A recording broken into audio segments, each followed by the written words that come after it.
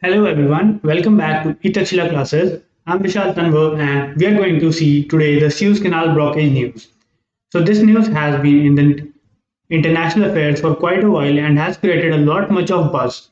So today we are going to look out why this whole news is in the international affairs and what impact it is putting on, what had led to it, and what are the impacts that are going to be done, and what is the importance of Suez Canal that made it so much of a buzz. So before starting that, do subscribe to our channel and press the bell icon for regular updates. So firstly, we will begin with the news itself.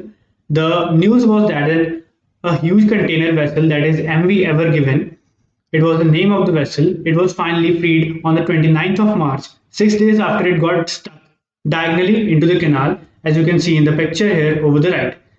It was a huge container over highly in comparison to the width of the canal, having a longer length of the ship, and due to which it get diagonally stuck, blocking the canal and stopping the passageway of more than 200 ships over the canal for the 6 days.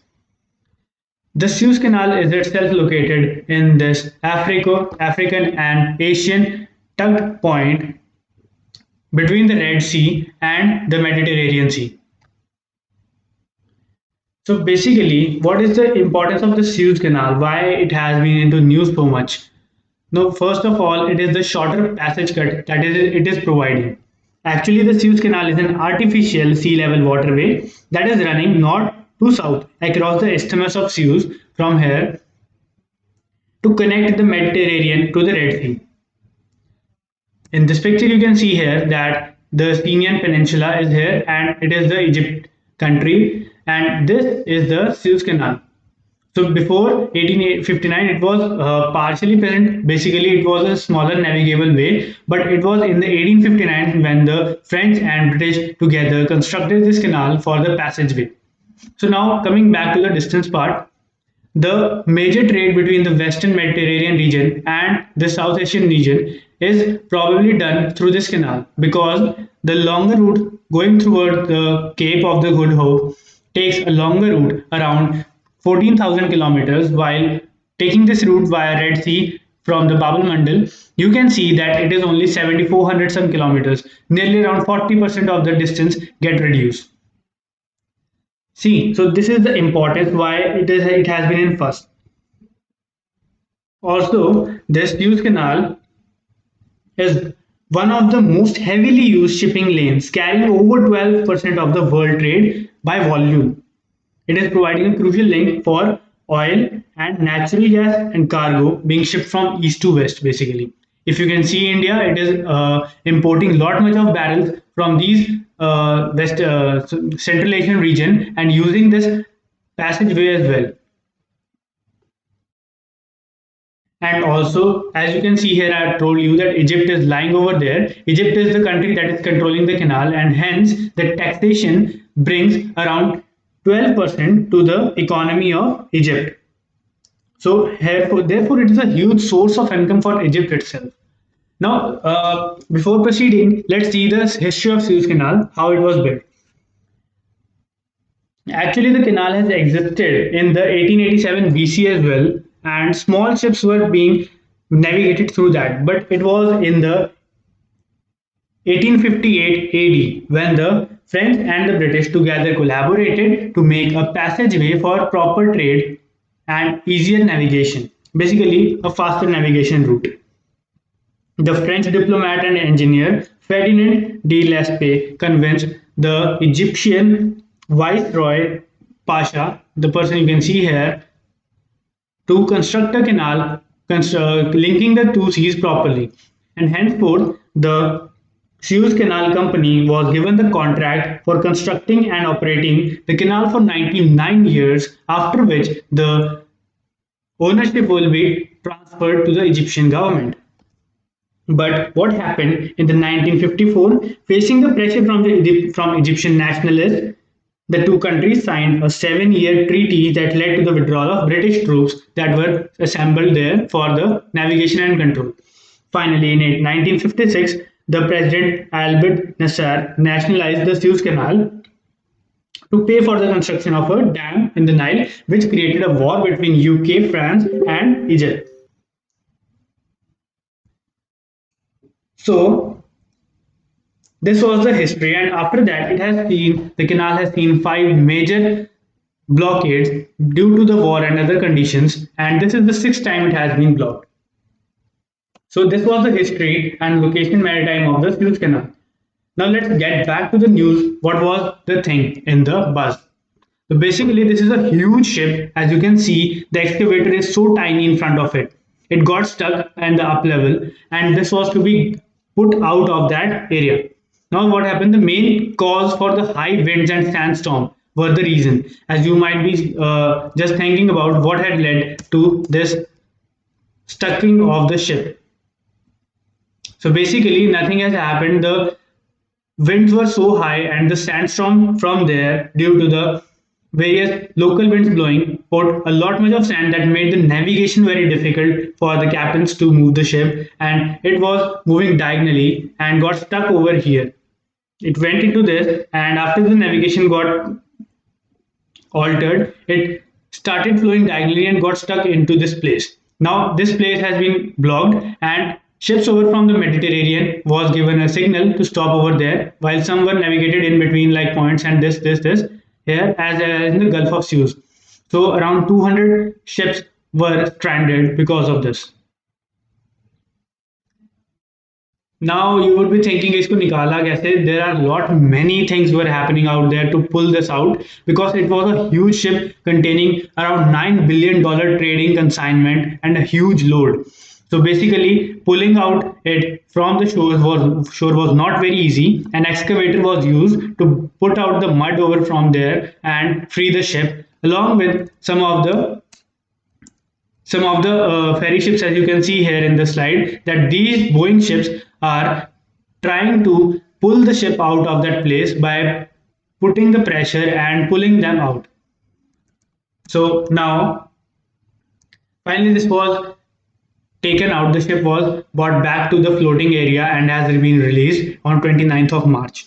But let's see what is the estimated economic losses over there.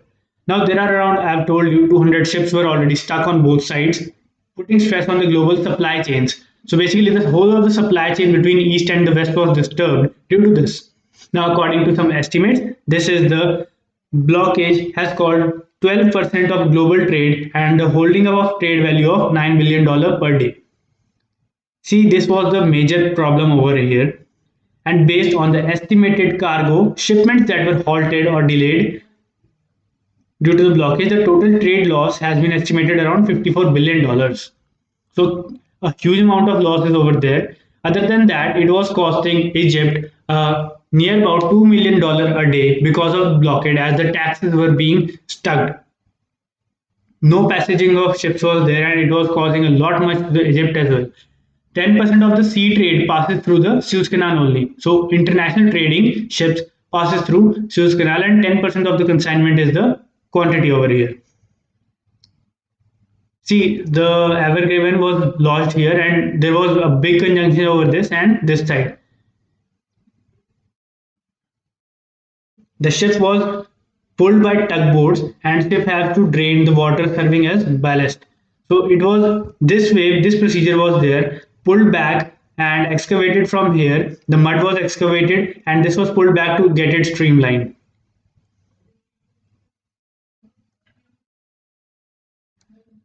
Now we have seen the economic losses. So this much, if the economic loss is this high, so what is the strategic importance of the canal? If the thing is causing this much loss, so we have to see that there is a good aspect of strategic importance of the place. So basically, let's come into these points. You should be knowing in the international trade that approx 10% of the global trade passes through this every year. Okay, so crucial link for crude oil and hydrocarbon transport. It is a strong link for crude oil and hydrocarbon transport factor. Other than that, it has contributed 2% to the Egypt's GDP according to Moody's. And the sea route passing through the Suez Canal makes the shortest route between Atlantic Ocean and land around the Indian and Western Pacific Ocean. The canal neglects the need to navigate around the Cape of Good Hope that I've already shown you, in the previous slide. Okay, so we don't need to circumscribe the African continent and then went to the Atlantic Ocean. But due to the but directly through the Suez Canal, we can cut through the distance and reach the Mediterranean Sea and afterwards the Atlantic Ocean. Now, this Suez Canal's importance for India. Let's see also that how our nation is affected by the thing. See, the crude imports of India are more than 5 lakh barrels per day. See, India is the highest importer in the southern region, Asian region. India is importing more than 5 lakh barrels, and others are also importing much, but India is the highest one. So, because of that blockade, India's commodity prices have risen. Other shipments like textile, furniture, cotton, auto components, and machine parts to Europe, North America, and South America got delayed by 10 to 15 days, which is also a considerable loss. The blockage has resulted in 15% hike in the free trades as well. So, therefore, we can see that India is also affected by this congestion. Some vessels will have to take a longer route around the Cape of Good Hope, because the blockage it would take 60 days instead of usual 30 days for them. It was not at that time when the blockade was there, it was not confirmed that how much time would be taken to free the ship. So the ships that were navigating there from this point onwards were directed to take the longer route. So it was a 30-day gap that was given. Other than that, India's trade with the world through the Suez Canal amounts to $200 billion annually. So, see, if we annually see there is $200 billion loss, basically $200 billion trade of India.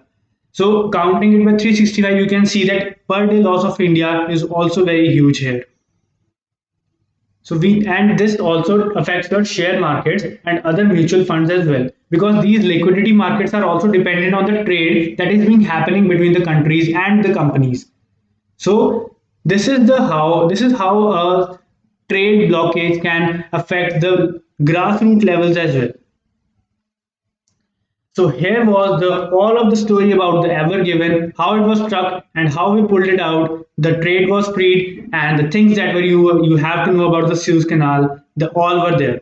Do comment in the sections whatever else you want to know. We will provide you with all of the information with interesting facts and the strategic point of view that you need to remember in your essays as well as other aspiring ideas. So thank you. Jai Hind for now. See you again.